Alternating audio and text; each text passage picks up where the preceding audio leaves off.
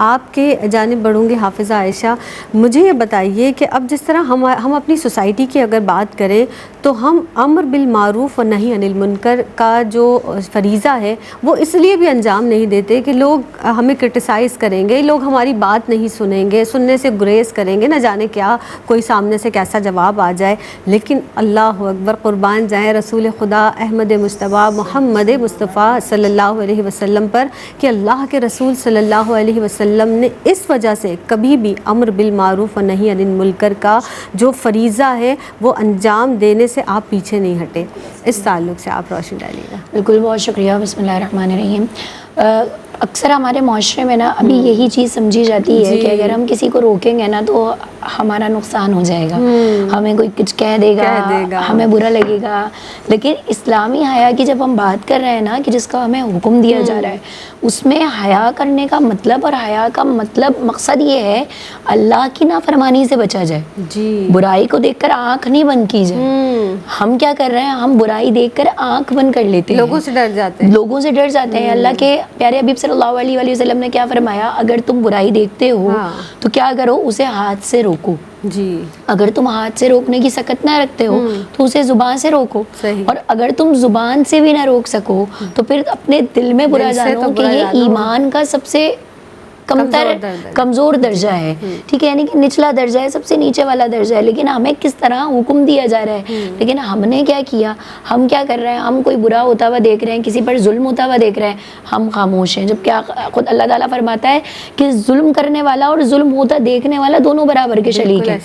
دونوں برابر کے شریک ہیں. اگر کوئی دیکھ رہا ہے کہ ظلم ہو رہا ہے اور ہم ویڈیو بنا رہے ہیں, ہم تصویریں بنا رہے ہیں, صحیح ہے, ہم کوئی آواز نہیں اٹھا رہے, ہم اس کے خلاف بات نہیں کر رہے, تو وہ بھی ہم بھی جو ہے نا وہ برابر کے شریک ہوئے اس چیز میں. ٹھیک ہے, پھر اس کے بعد ہم نے دیکھا اللہ تعالیٰ قرآن مجید میں ارشاد فرماتا ہے کنتم خیر امۃ اخرجت للناس تأمرون بالمعروف وتنہون عن المنکر, کہ تم بہترین امت ہو. کیوں؟ کیونکہ تم برائی سے روکتے ہو اور نیکی کا حکم دیتے ہو.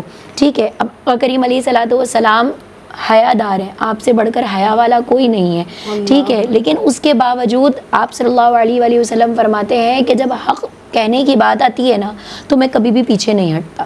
میں کبھی بھی اس چیز کو یہ نہیں سمجھتا کہ یہاں پر مجھے چپ رہنا چاہیے, بلکہ میں ہمیشہ اس بات پر آواز اٹھاتا ہوں اور آواز اٹھا کر اس سے روکتا ہوں کہ یہاں پر یہ بات ایسی ہے اور اس سے رک جانا چاہیے. اللہ تعالیٰ نے قرآن مجید میں سورہ مائدہ میں آیت نمبر 78-79 میں خود بنی اسرائیل پر لعنت فرمائی اور کہا کہ یہ لعنت اس لیے ہے کہ یہ لوگ برائی سے روکتے نہیں ہیں اور نیکی کا حکم نہیں دیتے. یعنی اللہ کی نافرمانی ہوتے دیکھنا, اللہ کے جو کام ہے, جو حکم دیا ہے اس کو جو ہے ہم نہیں کر رہے اور ہم دیکھ رہے ہیں کہ یہ کام نہیں ہو رہا, ہم اس سے روک نہیں رہے, تو یہ بھی اللہ کے غضب کا ہی سبب بن جاتا ہے. ہمارے لیے یہ اللہ کے غضب کا سبب بن جاتا ہے. ہم آج یہ نہیں کر رہے, اسی لیے ہمارا معاشرہ پھر برائی کی طرف جا رہا ہے. دیانت ختم ہو گئی ہے, عدل و انصاف ختم ہو گیا ہے, ہر چیز شرم و حیا سے ہم عاری ہو گئے ہیں. ہم کسی کی بہن بیٹی کو اگر بےہودہ لباس میں جاتا دیکھتے ہیں نا تو ہم اسے جانتے ہوئے بھی اسے ٹوکتے نہیں ہیں, حالانکہ ہمارا فرض ہے کہ ہم اسے ٹوکیں, اسے سمجھائیں, کیونکہ ہمارے دین نے ہمیں یہ اجازت دی ہے. ہم کسی کو غلط بات کرتے ہوئے, کوئی غیبت کر رہا ہے, ہم اس کی بات تو سن لیں گے, ہمارے کان اس چیز کو برداشت تو کر لیں گے, لیکن ہم اسے غیبت کرنے سے نہیں روکیں گے. ہم اسے نہیں بتائیں گے کہ غیبت کرنے پر ہمیں اللہ تعالیٰ نے کیا کہا ہے کہ جو اپنے مردہ بھائی کا گوشت کھا رہے ہو, ہم نہیں بتائیں گے. کوئی انسان جھوٹ بول رہا ہے نا, ہمیں پتہ ہے یار یہ جھوٹ بول رہا ہے, چاہے وہ مذاق میں بول رہا ہو. آقا کریم علیہ الصلوۃ والسلام نے فرمایا جو شخص مذاق میں بھی جھوٹ کہنا چھوڑ دے تو میرے لیے اس کے لیے جنت کی بشارت ہے. کتنی بڑی بات کہی گئی ہے, لیکن ہم کسی کو جھوٹ بولتا دیکھ رہے ہیں, ہم خاموش ہیں. ہم کسی کا مذاق اڑاتا دیکھ رہے ہیں, ہم خاموش ہیں, بلکہ ہم ساتھ مل کر مذاق اڑاتے ہیں. ہم کسی برائی سے روک ہی نہیں رہے. حضرت شیخ عبد القادر جیلانی رحمۃ اللہ علیہ فرماتے ہیں کہ حیا یہ نہیں ہے کہ تم برائی کو دیکھ کر اپنی زبان بند کر لو, بلکہ حیا یہ ہے کہ تم برائی کو دیکھ کر اس پر آواز اٹھاؤ اور اس سے لیے روکا جائے.